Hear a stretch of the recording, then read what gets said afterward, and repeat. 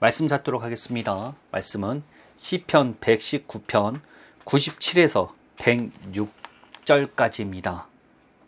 다 찾으셨으면 제가 낭독하도록 하겠습니다. 내가 주의 법을 어찌 그리 사랑하는지요. 내가 그것을 종일 작은 소리로 읊조리나이다. 주의 계명들이 항상 나와 함께하므로 그것들이 나를 원수보다 지혜롭게 하나이다. 내가 주의 증거들을 늘 읊조림으로 나의 명철함이 나의 모든 스승보다 나으며 주의 법도들을 지킴으로 나의 명철함이 노인보다 나으니이다.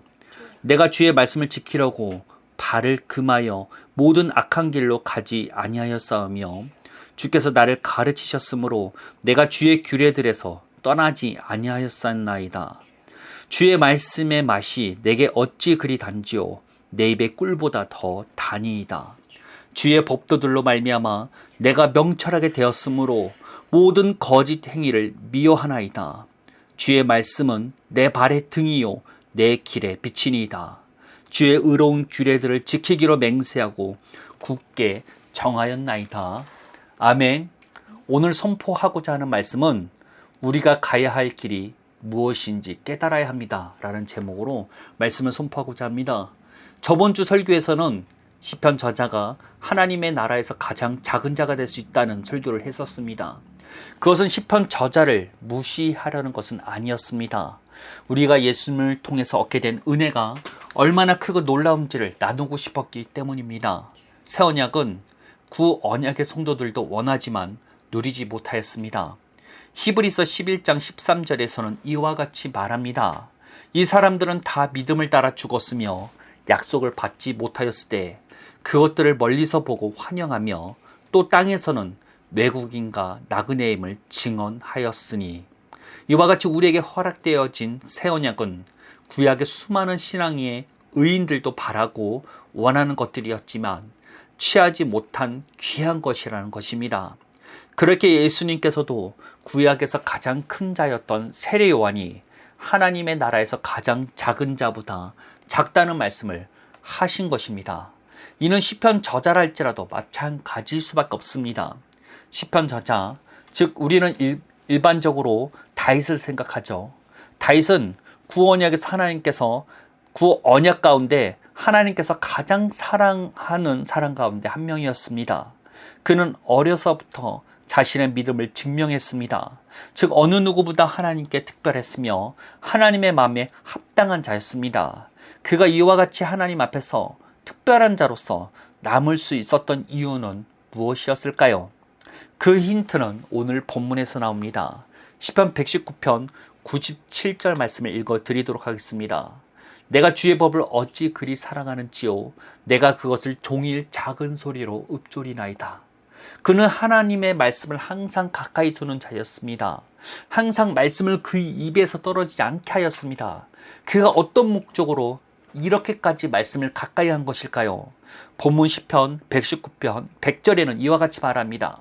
주의 법도들을 지킴으로 하나님의 말씀을 지켜 행하는 삶을 살기 위해서 다윗은 항상 하나님의 말씀을 읊조리며 가까이 한 것입니다.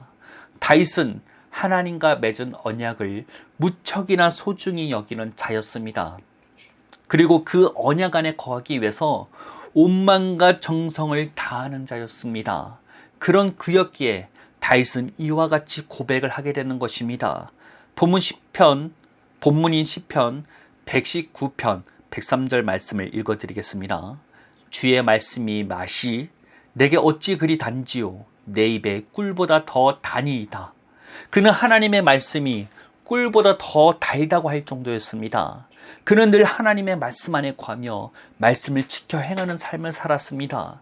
그리고 하나님께서는 언약대로 그에게 은혜를 베풀어 주셨습니다. 그렇게 다윗에게 있어서 이 말씀은 꿀보다 더 달다는 고백이 나올 수 있었던 것입니다. 그가 하나님 앞에 합당하다고 여김을 받은 이유가 여기에 있다는 것입니다. 그는 언약의 사람이었습니다. 언약 안에 들어가기 위해서 정말 온만과 정성을 다하는 자였습니다. 늘 하나님의 말씀을 읊조리며 그 말씀에서 벗어나지 않으려 하는 삶을 사는 자였습니다. 그런 그였기에 하나님께서 가장 사랑하는 사람 가운데 한 명으로 꼽힐 수 있었던 것입니다.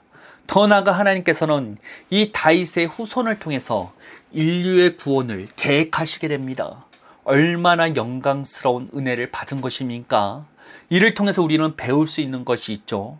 참 하나님의 사람은 언약에 충실한 자라는 것입니다. 그런데 주의할 점이 있습니다. 그것은 다윗과 우리가 맺은 언약이 다를 뿐만 아니라 언약이 요구하는 조건이 다르다는 것입니다.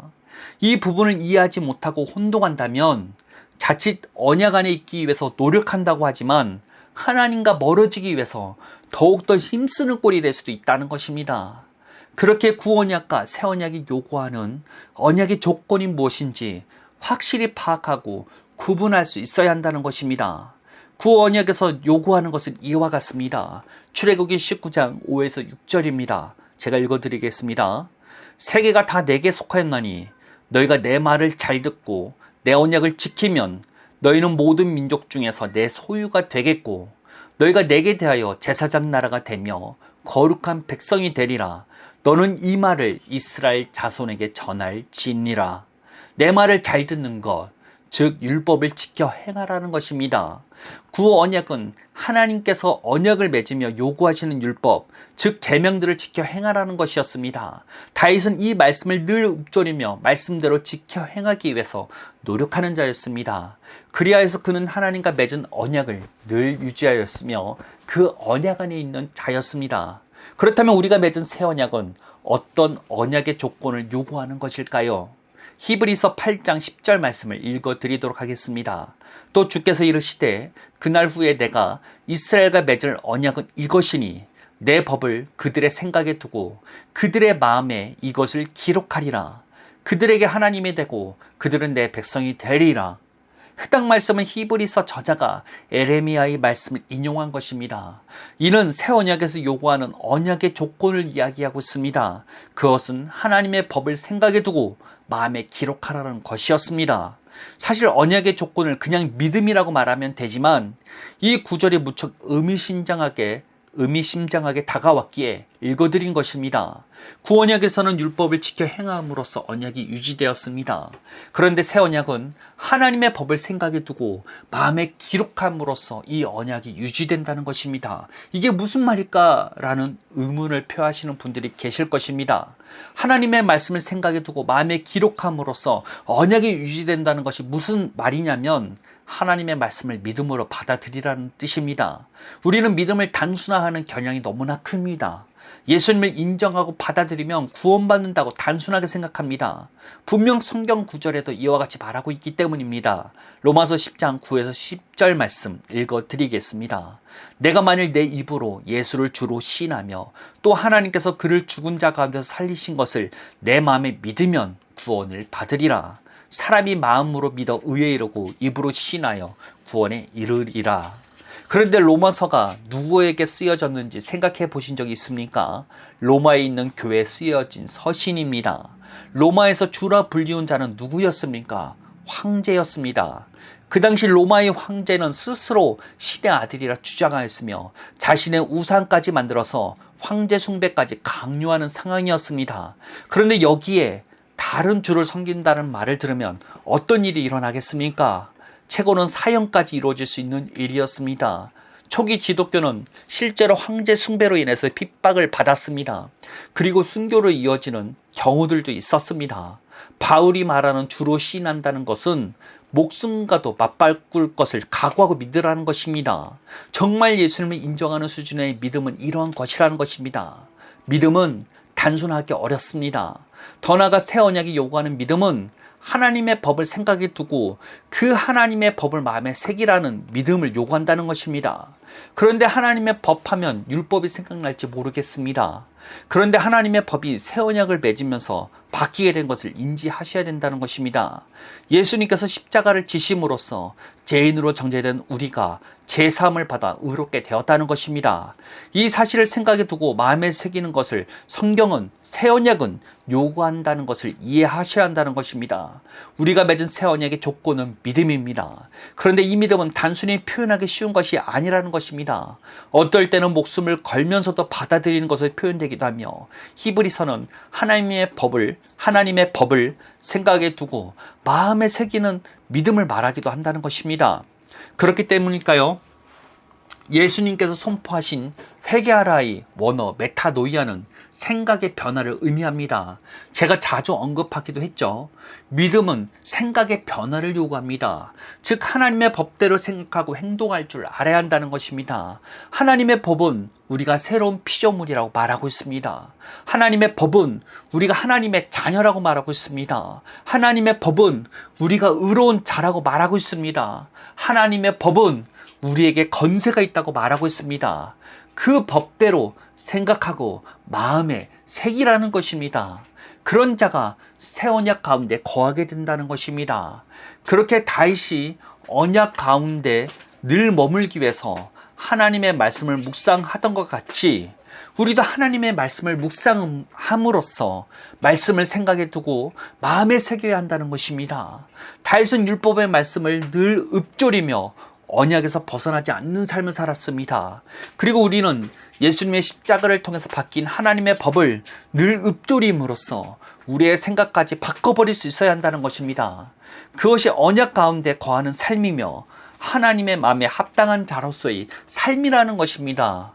분명 다윗이 맺은 언약과 우리가 맺은 언약은 차이가 있습니다. 그러나 그 언약 안에 들기 위해서 노력해야 하는 것은 차이가 없다는 것입니다. 다윗은 늘 말씀을 읊조림으로써 율법을 지켜 행하는 삶을 살았습니다. 우리 역시도 말씀을 늘 읊조림으로써 말씀대로 생각하고 마음에 새겨야 한다는 것입니다.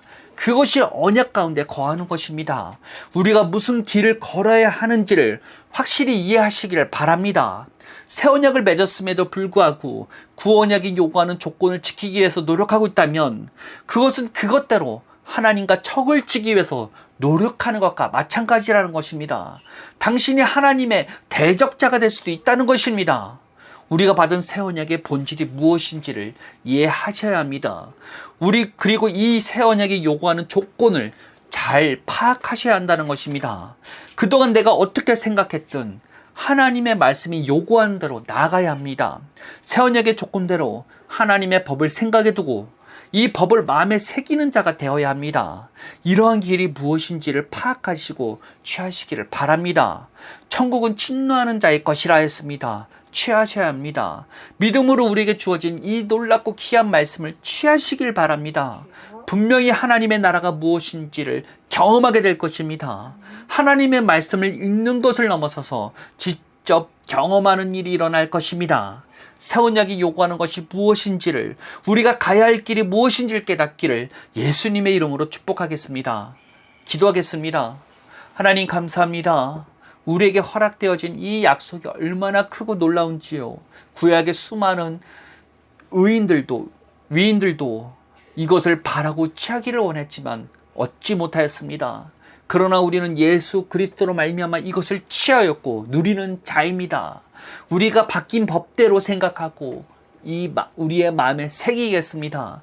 다윗과 같이 말씀을 늘 읊조림으로써 하나님의 법이 우리의 생각과 마음을 지배할 수 있게 하여 주옵소서. 하나님의 나라가 임함으로써 하나님의 통치가 우리 가운데 이루어지기를 소망하고 또 소망합니다. 우리를 통해서 하나님의 통치가 뻗어가는 역사가 일어나길 바라며 예수님의 이름으로 기도합니다.